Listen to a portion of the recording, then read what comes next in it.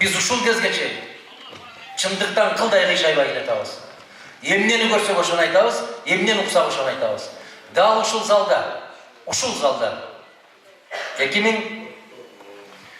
2003-жыл болсо керек эле. Эсимде жок. Аскар Акаевич келип ушул жерде жыйын өткөрүп атканда азыр эстеп кеттим. Ушул жерден туруп, ошол актив соройлордон бирөөсү чыгып айткан.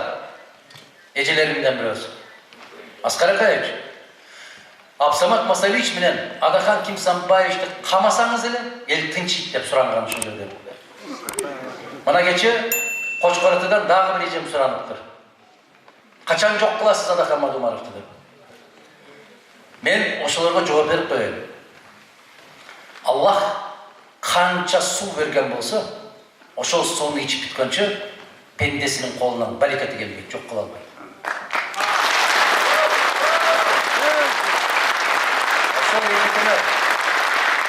Ошол эжекеме кайрылып айтып коеюн.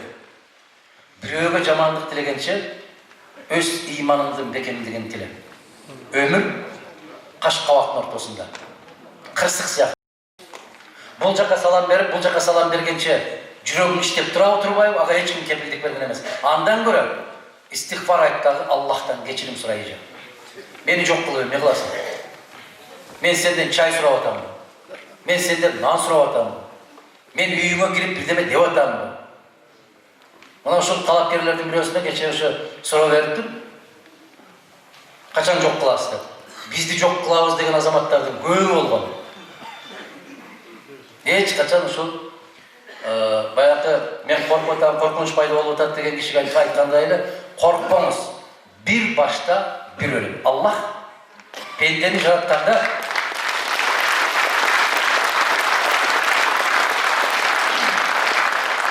жаратканда анын жүрөгү канча жолу согот, канча жолу кагат, канча тамчы суу ичет, ошонун баарын кошо жараткан. Пенде аны токтото албайт. Же азайта албайт, же көбөйтө албайт. Адахан мырза, мен сизден суранычым, ушул кыргыз элине кылган кызматтарыңызды ток болуп кетсеңиз, кызматтарыңызга токтолуп кетсеңиз, мен ушунча күндөн бери жеткире албай келем. Сизди урматтоо менен Эмилбек, сиздин кылган кызматтарыңызды көпчүлүк билбейт. Аллахтын билгени жетиштүү.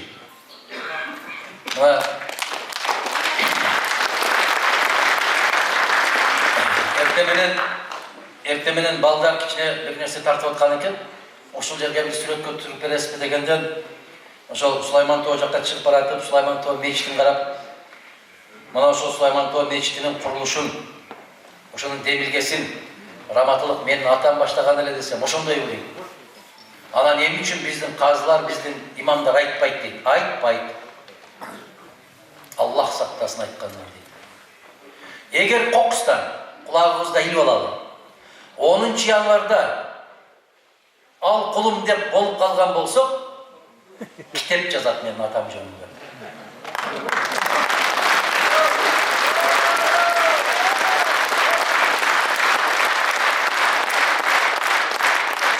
Бул кишинин атасы менен чогуу жүрүп, ушунча жыл жетелешип, чай ичип, ар жума сайын ушул чайканадан чай ичип, аксакалдын батасын алып калган элек деген том китептер чыгат. Иншалла биз билебиз. Биздин элибиздин кандай учурда кандай деп айтарын билебиз байдан айында. Биз асмандан түшкөн жокпуз го. Кече биримдик деп мекеним Кыргызстан деп кыйкырып жүргөндөрдүн баары бүгүн эмне деп кыйкырып жүргөнүн көрүп атабыз. Мына азыр бир жерден бир киши айтып атат.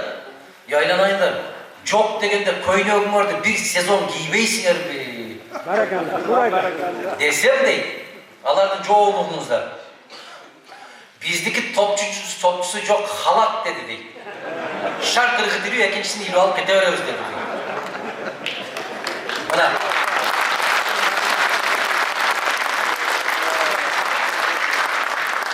ошакта Адыл деген биздин жакшы көргөн сыйлаган агабыз бар, ошол айылдык кеңештин депутаты да, киши ошондой деп айттым досторума дейт. Мунча тез өзгөрөсүңөр дедим дейт да, жана көйнөк жок дегенде бир сезон кийгиле дегенде. Ошондуктан Meni жасаган иштеримди, жасай элек, жасабаган иштеримди айтканым жакшыраак ба. Мен айттым, ошо 25 жыл саясатта жүрүп, 25 сом уурдаган жокмун. Эрдикпи? Эрдик. 25 жыл саясатта жүрүп, 25 жолу калп айткан жокмун. Эрдикпи? Эрдик. 25 жыл жүрүп, калп айтпаган кээ бир азаматтарды көрүп атабызбы? Бир күндө 5 жолу калп айтып аткандар. Анан дагы эмнеге сурай бересиздер, эмне кылды деп. Биздин эмне кылганыбызды тарых айтат. Эң туура. Кудай кааласа тарых билет, тарых айтат. Ассаламу алейкум Адахан агай, Ордолуу шаарына кош келипсиз, кош бактылсын.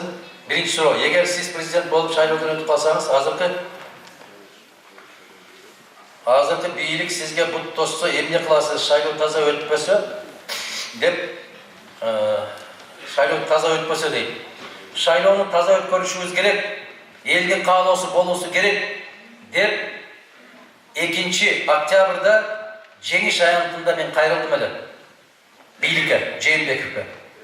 Укпай койду, эмне болду?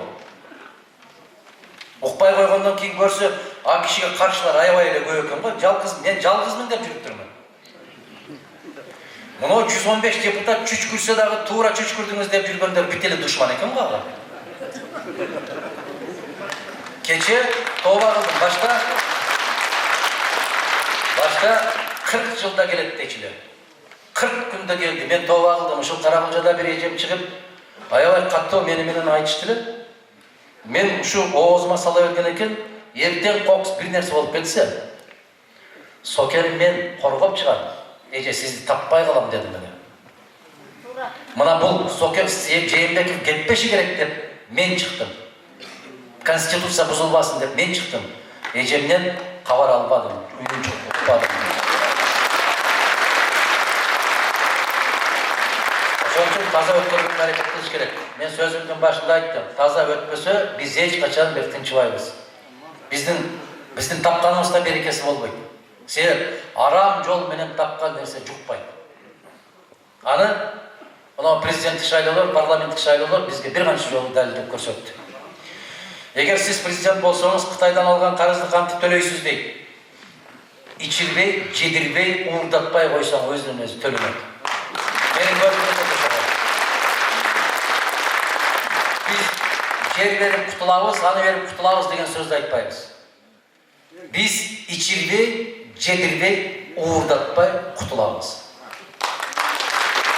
Иншалла. Менин жүрөгүмдү ооруткан ушул Кытайга карызды мен сизге ишенем, сиз сөзсүз президент болсоңуз, Кудай кааласа, ошо Кытайдан карыздан куткарыңыз дейт. Кытайдан карыздан кутулушубуз үчүн дагы бир жолу бар, эң жеңил жолу. Өзүңүз карыз болбоң. Өзүңүз карыз болбоң. Эмнеге? Кантип карыз болуп атасыз? Ушу напсиге берилип кетип шайлоодо карыз болуп калып атасыңар да. Ушундай. Келиңиздер таза жолду тандайлы дагы, Кыргызстандагы таза жолго түшсүн. Жетишет, болду. Койду. Урматтуу Адахан Кемсанбаев, сизди урматтап сыйлап дайым колдоп келүүчүлөр дейт, кыргыз мамлекетинин өнүп өсүп кетүүсү үчүн сиздин ушунчалык жан күйгүзүп жүргөнүңүздү биз баалап келебиз. Садыр Нуркожоевич менен биргеликте мамлекетти өнүктүрүүгө ишин алып барсаңыздар кандай болот? Өтө жакшы болот. Керемет болот. Эч ким каршы эмес. Бирок бир гана нерсе, ар кандай биригүүлөр мыйзамдын талаасында болуш керек. Мыйзамдын негизинде болушу керек. Мен айттым, биринчи күндөрдөн айттым, иним конституциялык талаага кирип, Кыргызстанды чогуу көтөрөбүз деп. Жок. Мыйзамсыз жол менен баратса, мен ага кошула албайм. Мыйзамга келсе, ким болсо ошол болсун, мен дайым айтып келем, кучагыбыз ачык, Кудай жалгасын деп, себеп ажырап кеткенге караганда биригип кеткенди жараткан жакшы көрөт. Эң туура. Элде жакшы көрөт. Эмне үчүн соцфонд пособие бербей жатат дейт. Соцфонддун төрайымынын орун басары кече жарыялады. Январь айында пенсия бере албайбыз деп. Ассаламу алейкум. Birinci uktun hazır. Keçe uktun mı? Pensionerler keçe uktun Acaşlar ukaret da. Mına, törayımı rasmi türde ayıptı. Biz yanvardın pensiyasını beri albayız, eğer de Karcı Ministerligi bizge 1 milyar son vermese dedi. Bizge akça yok dedi. Demi alдағы балеге қалса керек қарындашым, сен шайлап өткен жолын шықпай тұрбайсың ба дегендей сөз ұқса керек. Қачан өкмөттүк ишканалар ачылып, мамлекет кыргыз жарандары иштейт дейт. Қачан туура таза түз шайлап өткөргөнүбүздө. Ошондо иштейбиз. Пенсионерлерге пенсия көбөйөт, качан көбөйөт дейт. Айланайын, өз убагында алып алгачы азыр. Көбөйгөндү кое туралы. Ошол албатан пенсияны алып алган. Кумтөрдөн түшкөн канча кайда акча кетет, канча көлөмүндө алтын резервде турат дейт. Аны билген кишилерден сураш керек.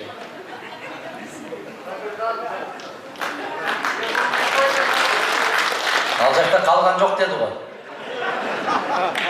Дагы бирөө жазыптыр, ал жакта калбаса эмне алар, кой кайтарып жүрөбү. Мындайда, туугандар, өзүңөр билген суроону менин оозумдан айттырып алгыла.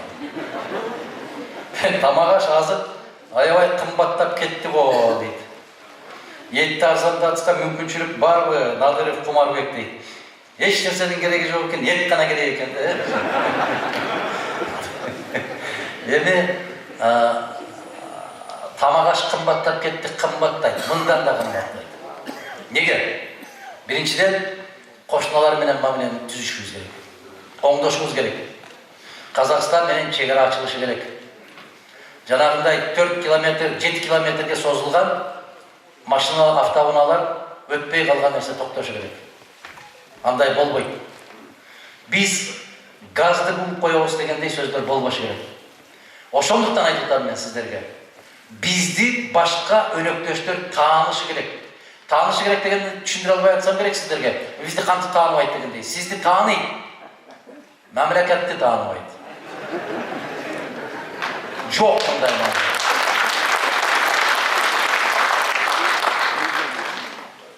Ошондуктан ар бир мамлекет башка өлкө менен мамиле курарда карайт. Буларда мыйзам барбы? Буларда мыйзамдуу бийлик барбы? Булар мыйзамды сыйлайбы?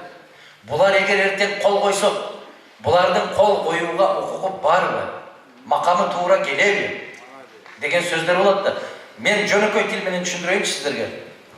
Сиздер деле кошунаңыз, бир көчөдө жашаган кошунаңыз, кудалар келип калыптыр, бир союш керек болуп калды деп үйүңүзгө келсе, сиз билесиз да анын сиздикин бир албасын.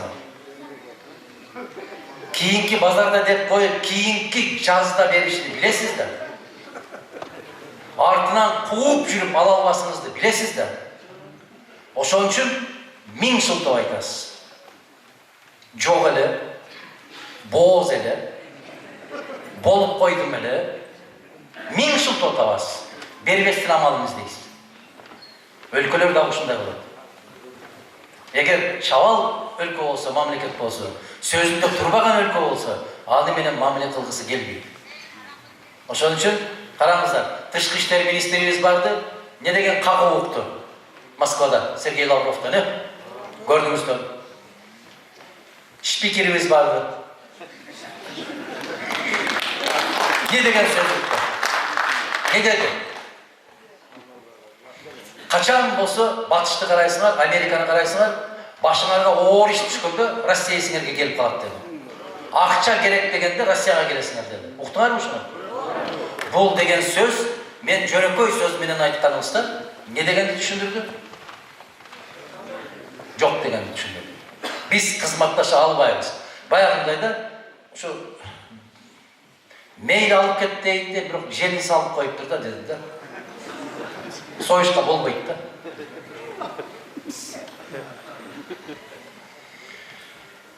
Адахан Кимсанбаевич Оштор айыл миллиондун Жапаровду колдоп бардык офистерди агитаторлорго акча төлөп жатат. 2 миллиард сом төлөнгөн жоқ. Не болды дейді. Ошол 2 миллиардты төлеп берем деген кишиден сураш керек. Мен аларды сүйлөшүп атканымда жанында болгон жокмун. Бир нерседе туура эмес жооп берип койсом кыйбат болот. Кандай дейсиздер?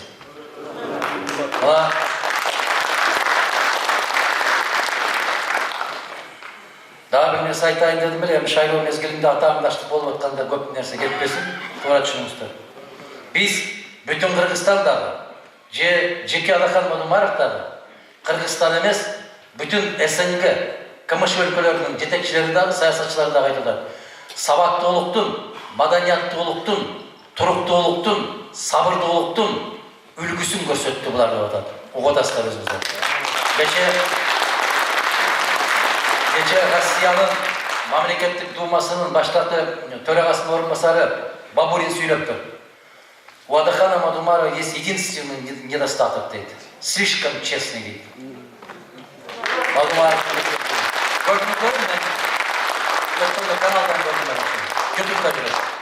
Саясатта анчалык чынчыл, анчалык таза болуш мүмкүн эмес дегендей кылып айтылды. Мен эмес, Бабурин сүйлөдү. Уксаңыздар, ошону айта жүрсөңүздөр да. Эгер башка нерсени угуп калганыңыздарда, мүмкүн мен келсем ушул жерде тосуп аласыңыздар ошол сөз менен.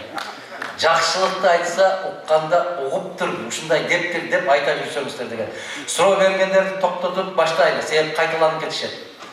Убактыбыз дагы аябай тар болот. Ассаламу алейкум дейт Алахан агай. Алейкум ассалам. Сиз этникалык кыргыз, биздин туугандар бүгүнкү күндө Кыргызстанда көп. Ушуларга сиздин көз карашыңыз түп-түз көз карашым. Мен ошол Кыргызстандын жараны, ал мейли кыргыз болсун, мейли өзбек, уйгур, дунган, татар, тажик болсун. Африкада жүрсө дагы ал Кыргызстандын жараны экенин билиш керек. Мына ошол. Мен сиздерге мына ошол театрдын алдында жана парламенттик шайлоодо жыйын өткөрүп атканда айттым эле. Аллах буйруп, биздин партия парламентке өтүп калса, паспорттун эски үлгүсүн кайтарабыз деп айттым эле. Бир жакшы жери, ошол талапкер болобу, саясатчы болобу, аларга менин аябай чоң жардамым тийип атат. Билесиздерби эмнеге? Алардын эмне жасаш керек экенин айтып коюп атам да. Туурабы? Кээде сиздерге майдалап жооп бергим келбейт. Эмне үчүн? Себеп эртеси күнү алар үйрөнүп алат дагы ошону айтат. Айырмасы ушунда болот. Менин айтканымды КТР бербейт. Алардын айтканын КТР эртеден кечке чейин сайрайт. Анан силер ойлоп каласыңар. Туура айтып атат деп. Туура айтып аткан жок, ал кайталап атат. Мына кече биздин сүйлөгөн сөзүбүздү дагы КТРден өчүрүп салды деп аябай көп билдирүүлөрдү берип атат. Эми өчүрүп салса мен аларга укугум жок. Эмнеге өчүрдү десек айтат, кыска мезгилдин ичинде Мадумаровдун көрүүчүлөрү 200 000 болуп кетти. Өчүр деген болуптур. Эми өчүр десе өчүп калбайт да. Мына айтып атпайбызбы? Жол катар, сүрөт. Мейлі ал сүрөт кимдердики гана илинбеди. Кана кече бербей илинип турган 3 партиядан бирөөсүндө жок го бүгүн. Кеп ал сүрөттө эмес. Мен тооба кылдым, ооздон бир сөз чыгып кетти, ошону этият кылып атам да. Мына ошолор илинген бойдон көчөдө калып калсын дедим эле. 6-октябрь ошондой болду. Жакшы сөздөр, жаман сөздөр бериши болмойт дейт. Жакшылыктан үмүтүбүздү үзбөйлү, жакшы тилек кылалы, жакшы сөздөр чыксын оозубуздан. Эми ошол илингендер ошол бойдон да илинип дайым айтып келем, Аллах ушуну буйруган болсун бизди. Тал тереке илдирбей, Аллах пенделердин, сиздердин жүрөгүңүздөргө илингенди насип кылсын бизге. Анын бир тарабы билесиздер, бир жанагы шит канча турат экен? Бир эле шит 80 000 турат экен. 80 000 турат экен. Мына Куршаптан бир кичинекей ошондой бир темир бар кишиден барып сураган экен, бүгүн айтышты мага $1000 дептир. Эми элестеткиле да. $1000 мен жылмайган сүрөтүмдү илип койгондо не пайда? $1000 мен машинага май куйсам, дароо турганга чейин барып келбеймби? алайкулга чейин барып келбейби, чаккалга чейин барып келбейби. Биз ошонун эсебин алабыз, туугандар. Кээleri түшүнбөстөн сурай берет да, сүрөтү жок деп. Менин сүрөтүм сиздердин жүрөгүңүздөрдө. Ошону билбеңиздер. Ал өчпөйт, Кудай кааласа. Биз кыргыз эли ар бир келген жетекчинин команда түзүлгөнүнөн аксап келебиз. Команда бул сен мага тийбе, мен сага тийбейм деген девиз менен деп түшүнөм. Буга сиздин көз карашыңыз. Ошо сиздикиндей.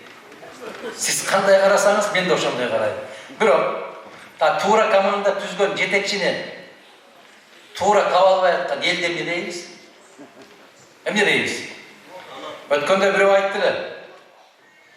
Булар эми эле келди да, тамтың басып атат.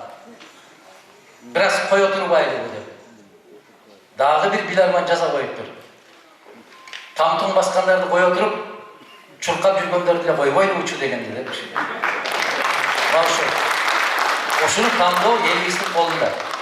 Өзүңүздөр билиңиздер.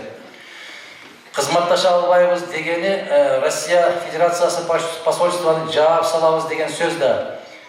Анда посольство жабылса элчилик деген сөз, посольство. Мигранттарды чыгарып жиберишеби дейт.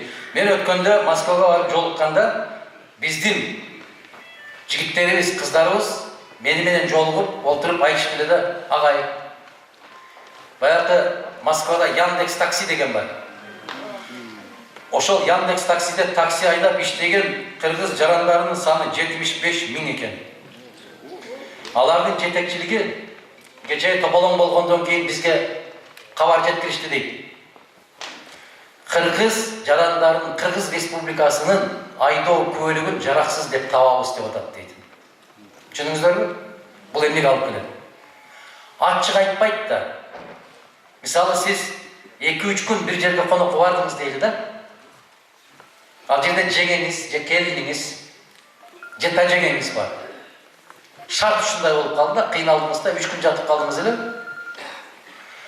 3-чү күнү жеңеңиз чайнекти башкачараак коёт да дасторконго. Же колунан нан түшүп кетет.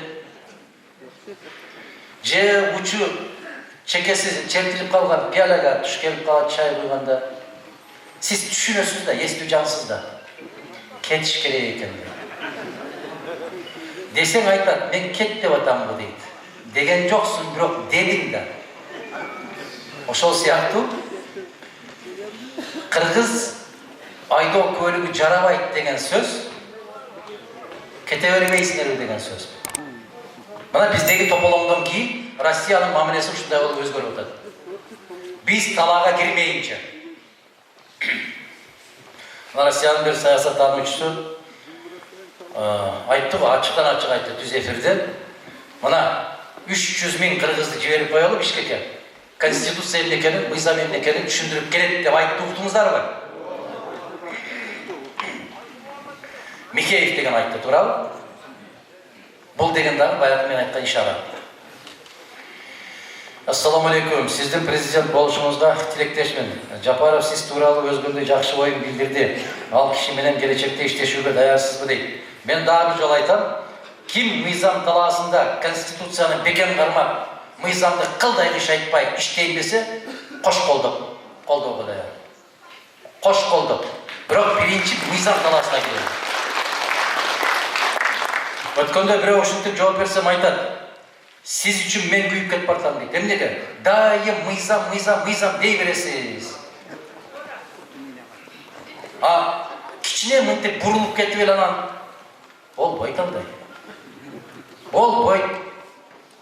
Же мыйзам кичине бузулат, же бузулбайт. Мыйзам бузулгандан кийин келечегибиз жакшы болбойт. Биз эмне деген үлгү көрсөтөбүз? Эртең бизден эстүү муун келет. Бизден акылдуу жигиттер, кыздар келет. Айтпайбы? Кезинде силер мыйзамды аттап өтпөдүңөр эле десе эмне дейбиз? Жагдай ушундай болуп калды деп. Жок. Жагдайга карабайт. Шариатта да ошондой. Биздин кыргыз адамгерчилигинде да ошондой мыйзам болуп. Адахан Кемсанбаевич, дайым өткөн шайлоолор сыяктуу ушул шайлоо мыйзам бузуу менен өтүп жатат. Ушуга борбордук шайлоо комиссиясы кандай чара көрөт деп ойлойсуз? Сізді урматтайбыз, колдойбуз дейт. Рахмат. Біз bir qancha talapkerler Борборлук шайлоо комиссиясына кагаз менен кайрылдык. Мыйзамдардын, конституциянын кайсы беренелери кандай болуп бузулуп аткандыгы жөнүндө. Бирок кабагын кашып деп коюшкан жок. Мейли, эч нерсе эмес. Убакыт келет. Мына азыр кезинде Аскар Акаевич 10-жыл президент болуп, кайрадан конституциялык сотко берип, менин мөөнөтүм канчанчы мөөнөт деп суроо койду да. Эсиңерде бар, Улуу Моңдун эсинде бар. 2000-жылы. Десе конституциялык соттун судьялары биринчи эле жолу деди. Ошондо биз депутат элек айттык. Эки жерде 5 болушуну дүйнө билбейт экен, бирок Кыргыз конституциялык соту билет экен деп. 10 жыл болсо, мөөнөтү 5 жылдан болсо, 2 жолу шайланган болобу? Жок, конституциялык сот биринчи деп чыгарып берди. Мына азыр дагы ошондой кетип атат. Мен билбейм, Садыринин ушуну угуп атабы, укпай атабы, көрүп атабы, көрбөй атабы, билбейм. Бирок 20-дан 30-дан мугалимдерди жыйнап, 40-тан ар бир айыл өкмөттөн аксакалды алып барасың деп салык салып, ар бир таксист ондон киши алып келесиң деп эзип кыйнап атканын угуп атабы Садыринин? Укпай атса, менин сүйлөгөн сөздөрүмдүн баарын көрөт дейт. Садыриниме кайрылам. Мен дал ушундай кайрылуу менен Жээнбековке да айткамын, Атамбаевке да айткамын, Бакиевке да айткамын, Акаевке да айткамын. Токтот.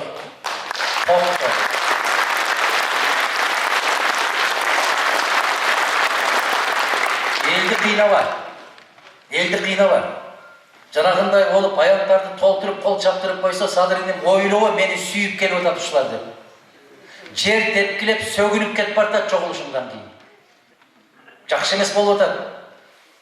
Келгенинге чейин 2 саат киргизип коюп, отургузуп коюп атат, калтыратып. Жакшы эмес болуп атат. Сыздатып, таштын үстүнө тизип коюп атат. Токтоп, андай болбойт. Баарына бирдей шарт түзөбүз дедим. Түз.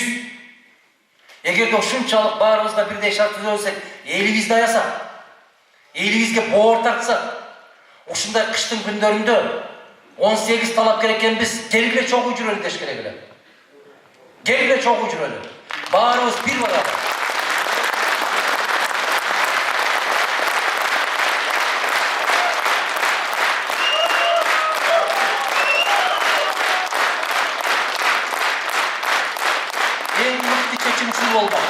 Эң мыкты чечим. Мына ошондо 18-биз тизилип турайлы, калдыргаштын балдарындай болуп. Ар бирибиз оюбузга келгенди айталы 10 мүнөттөн 15 мүнөттөн. Калк таразага салып алсын, тандап алсын. Кимге добуш беришин эл өзү билсин. Жок, мен барам. Менден кийин эч ким. Андай болбойт. Эгерде экинчи жагы бар. Ушунчалык суук күндөрү элибизге күйсөк, жерибизге күйсөк, жыйындарды токтотуп, мугалимдерди сыздатып какшатканды токтотуп, келиңиздер, ансыз да киши карабаган КТР деген бар. Киши карабаган ЛТР деген бар. Күндө кечинде телетаймаш кылалы. Кимдин акылы канчалык экенин, кимдин тажрыйбасы канчалык экенин, кандай тилди канча билет экенин, окуй албайбы, акыл эси ордундабы, жокпу? Ушуну келгиле сындайлы деп, баягы акындарды айтышкандай, же студенттердин олимпиадасындагыдай кылып, мына ушундай кылып тизип берсе, сиздер ыссы үйдө отуруп, чай ичип, маңдайыңызда терде отуруп, көрүп тандап албайт белеңиздер.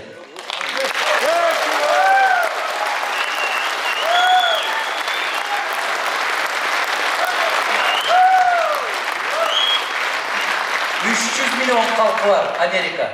300 миллион халкы бар Америка.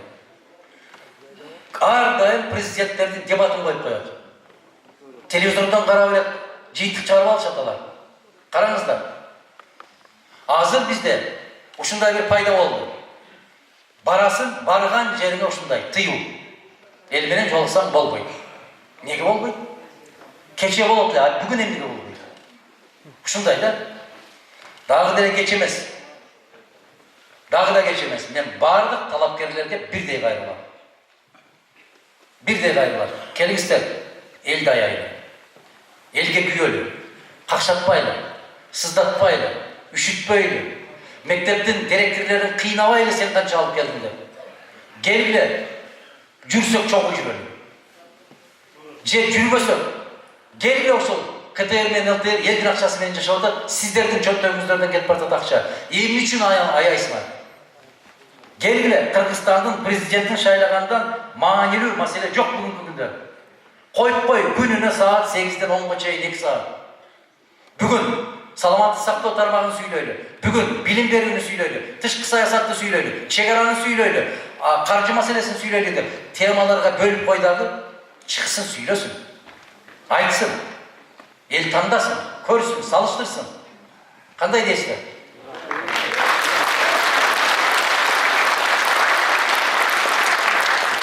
Ассаламу алейкум. Мени саламдашып, мактаган жериңиздерди таштап кете берейин. Биз Төлөс айыл өкмөтүнөн келген сенин колдоочуларың сага чын денсаулык, ишиңизге ийгилик каалайбыз. Чоң жарышта утуп чыгып, кыргыз элине чын жүрөгүңдөн кызмат кыларыңа ишенип менен колдоп келдик. Жараткан Аллах Таалам жар болсун деп биз Ноокат районунун тургундары дейт. Рахмат, Алла разы болсун. Ноокатта дагы жолугушуубуз бар. Көкжарда бир жолугушуубуз бар. Андан кийин азыр балдар карап атат, кайсы жерде экенин көрөбүз. Ноокат району Төлөс айылы ар дайым сизди колдойт. Жолукканы барасызбы, күтөбүз дейт. Айттым, Кудай кааласа жолугабыз. Ош окуясы боюнча иликтейсизби дейт. Ош окуясы боюнча эмес, 2005-жылкы, 2010-жылкы, кечеки 2017-жылкы президенттик шайлоо кандай өттү? Парламенттик шайлоо 20-жыл кандай өттү? Баары иликтенет. 5-октябрда эмне болду? Баары иликтенет. Мадумаровду ким болсо дагы Мадумаров болбосун деп аткандардын бир себеби ушул да айланайындар. Муну менен соодалашуу мүмкүн эмес дешип атат.